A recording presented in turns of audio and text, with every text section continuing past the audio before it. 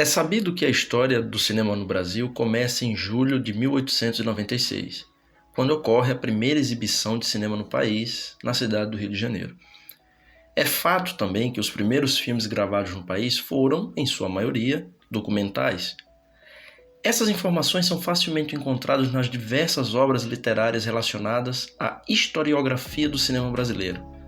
O que não é sabido e difícil é encontrarmos registros sobre obras literárias que nos remetem precisamente à história e periodização dos curtas-metragens brasileiros, salvo honrosas exceções, como a de Miriam Alencar, em O Cinema em Festivais e os Caminhos do Curta-Metragem no Brasil, e a obra de Oswaldo Caldeira, Sérgio Santos e Manfredo Caldas, denominada Contribuição à História do Curta-Metragem Brasileiro.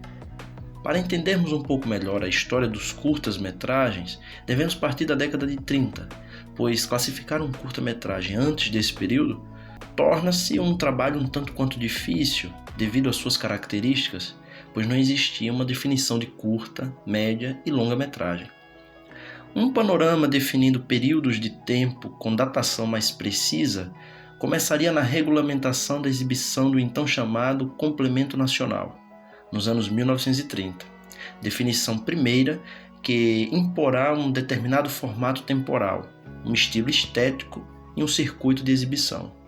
E é exatamente o que nós vamos ver a seguir. Getúlio Vargas chega ao poder com a Revolução de 1930, e com ele se abre espaço para as reivindicações de grupos que compartilhavam uma visão nacionalista, incluindo a ideia de universalização do ensino num Brasil ainda muito agrário e analfabeto.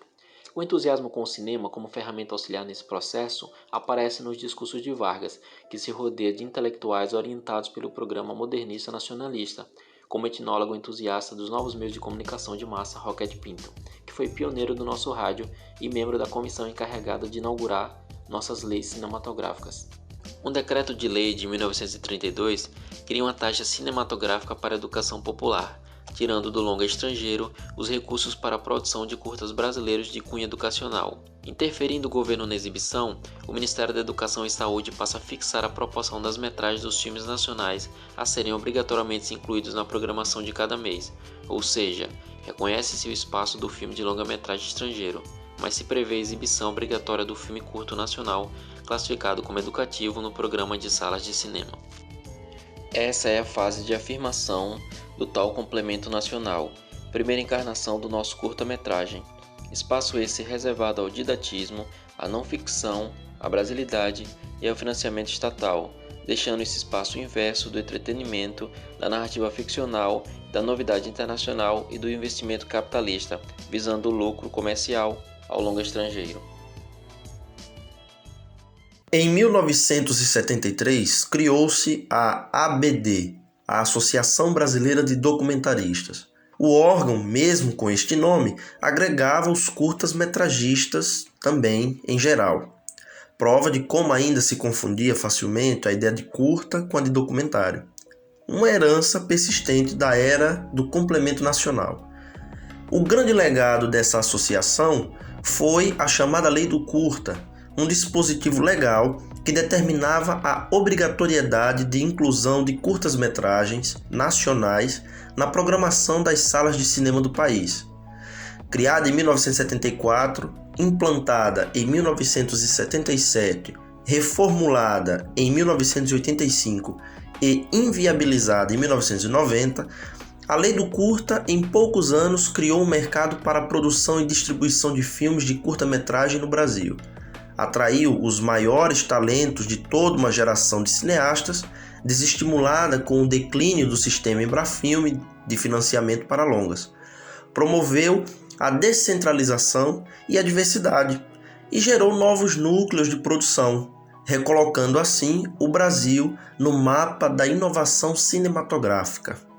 Dentre os principais curtas-metragens brasileiros podemos listar Ilha das Flores, de Jorge Furtado, de Glauber Rocha e A Velha Fiar, de Humberto Mauro.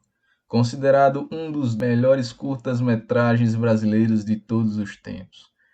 Já no cenário sergipano, apesar das dificuldades de incentivos voltados para o setor audiovisual, as produções cinematográficas sergipanas tem crescido ao longo do tempo com a ajuda dos festivais independentes como Curta SE, Cercine e Festival Ibero-Americano de Cinema de Sergipe, com destaque para os curtas-metragens que vêm ganhando espaço não só em eventos locais, como também nos eventos internacionais. A exemplo do curta Imã de Geladeira de 2021, que participou do 19º Festival de Cinema Negro de Seattle e no 38º Festival de Cinema Latino de Chicago.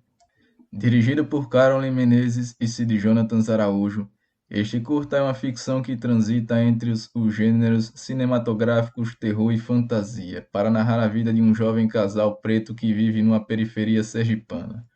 Com a narrativa afro-surrealista, o filme discorre sobre a violência aos corpos negros e periféricos e sua espetacularização pelos meios de comunicação de massa.